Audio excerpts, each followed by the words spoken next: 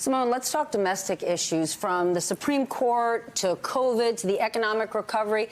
President Biden has a lot of wins, especially if you consider where we came from a year ago. But we do have short memories. Did he sell them? I think he did sell them. Look, he ticked off the greatest hits. He talked about the COVID. He talked about from 3 million to 500 million folks vaccinated. The president also talked about keeping schools open.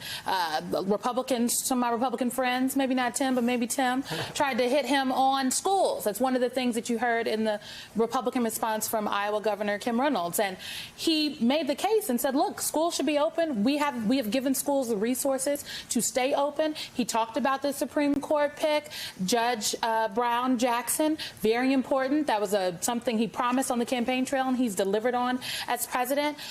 I am told by some of my former colleagues in the White House that the things that the president highlighted on the economic agenda, on how to combat inflation, lower costs, and things that, you know, could have been called Build Back Better, but they're not calling it Build Back Better now, are pieces that they feel are viable, that have a lot of support, and that can get passed. The problem is a lot of those things are long-term solutions, and in the now, in the immediate, people are complaining about inflation. And Tim, that's exactly what you heard in the GOP response. Inflation, inflation, inflation. No surprise that that's what they had to say, but that's kind of all they had to say. Is that all Republicans have? Because when I watch two Republican lawmakers heckling the President of the United States during the State of the Union address, I couldn't help but think, how exactly does the Republican Party call themselves the party of family values and patriotism?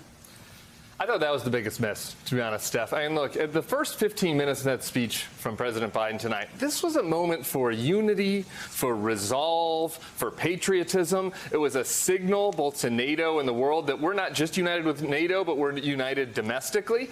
And yet some Republicans didn't show up because they didn't want to put a little swab in their nose, and they were acting like they were babies. And, you know, meanwhile, we got the report from Ukraine earlier about people risking their lives. Marco Rubio couldn't even go tonight because he didn't want to put a swab in his nose. You've got Lauren Boebert and Marjorie Groyper Green shouting him down from the audience. I thought all of this was a complete miss on the tone of the moment.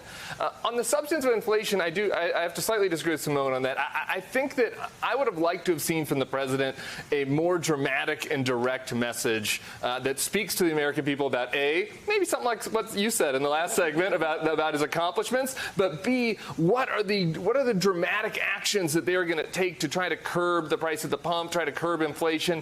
I saw more of a long laundry list from him tonight on that. And so I think that was one area of the Republican response could have been right if their tone had been better, but their tone was really off.